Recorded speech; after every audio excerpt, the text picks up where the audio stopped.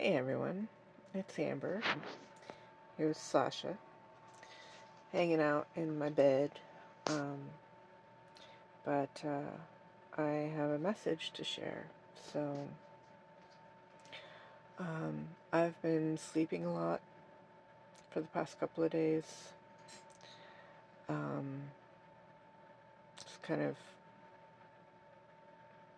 yeah, every time I engaged with the community or with the news, I'd just get sleepy again.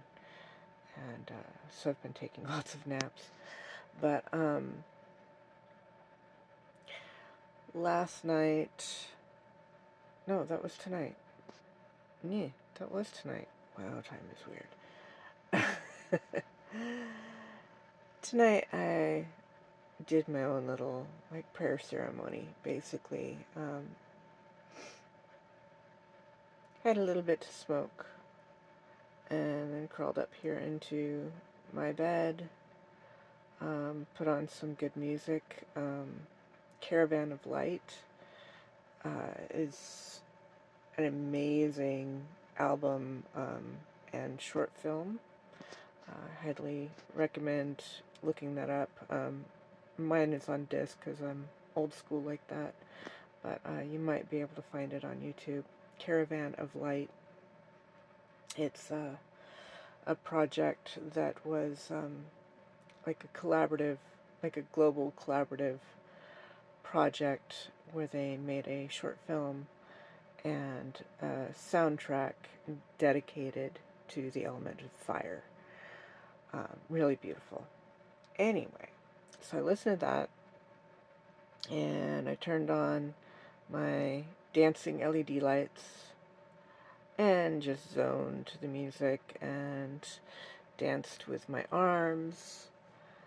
And after the album was over, I brought out my journal and wrote down some of the insights that had come to me while I was just being present with the music. And I would like to share the images and deep meanings and parallels, whatever you want to call it, that came to me. So, that being said, I'm going to switch the camera and invite you to listen to the message. So, this is a mixed metaphor message for magic and meditation. Written on Wednesday, November 6th, 2024 at 9:29 p.m. And 9:29 is a very significant time for me. Anyway, here we go. Spooky season is not over yet. So grab those glamorous wigs, sparkly scarves, inch-long eyelashes, tall pointy hats, and your best broomsticks.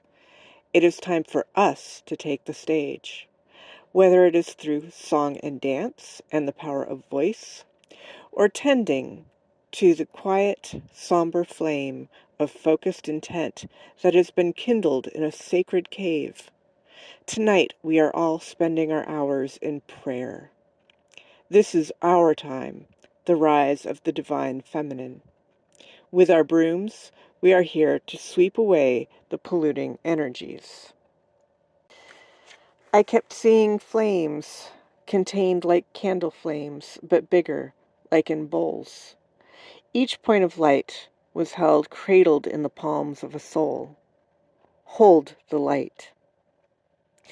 Each of us is connected, standing side by side, auras intermingling, forming a curving line of shimmering flame that stretches out into infinity, spiraling clockwise ever outward, and widdershins into the deepest center. This is the power of democracy as it is manifested under the nurturing hands of the divine feminine. Tonight I embrace the secret element of fire. Fire can be a fierce, destructive force, and it can be an amazing and powerful tool. I feel that we lightworkers must step forth to work with the element of fire.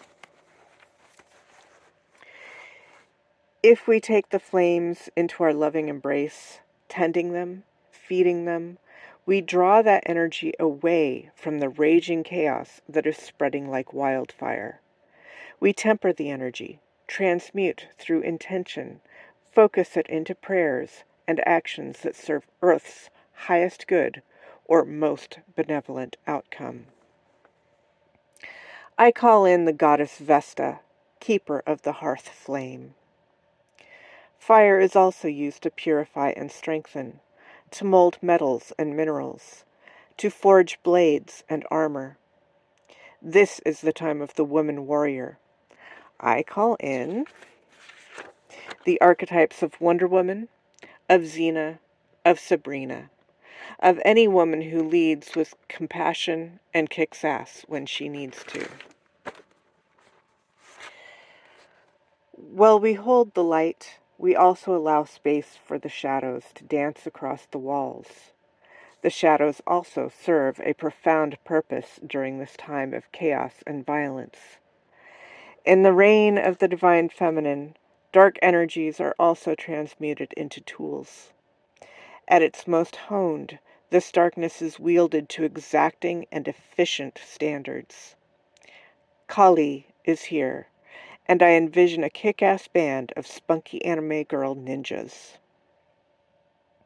I'm remembering Hogarth's words from a few months, weeks ago. A third attempt will not fail. Third time is the charm. This is an undeniable cosmic truth. I foresee the man of the hour suddenly retreating from public view. The Ronnie Jackson cocktail will shift to substances that have a more sedative effect.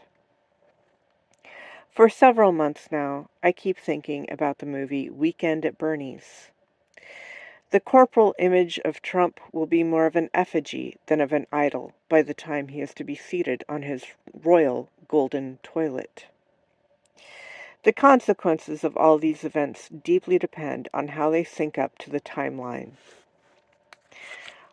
I call in Saturn, Kronos, and Doctor Who.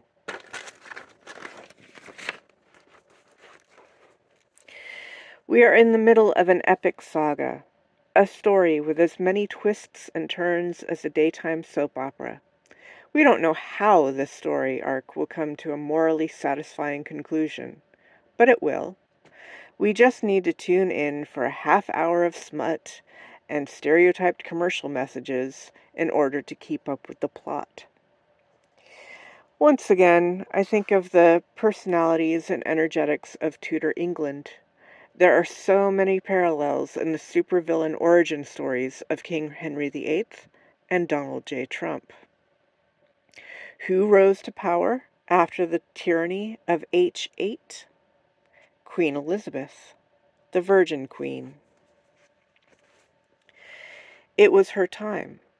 For all the light and the darkness that flourished under her rule, she was born to serve that role. Many astrologers and psychics have claimed that the same is true for Kamala. She is destined to be our Lotus, leader of the United States. It ain't over. This is our time. Hold the light.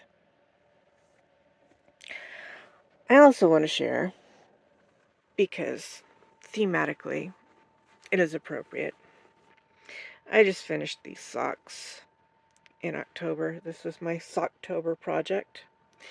These are the Black Flame candle socks. You can see each flame. So, yeah, I'm going to wear these for the time being to remind me of the sacred flame. Spooky season isn't over. Nope. Take care, YouTube.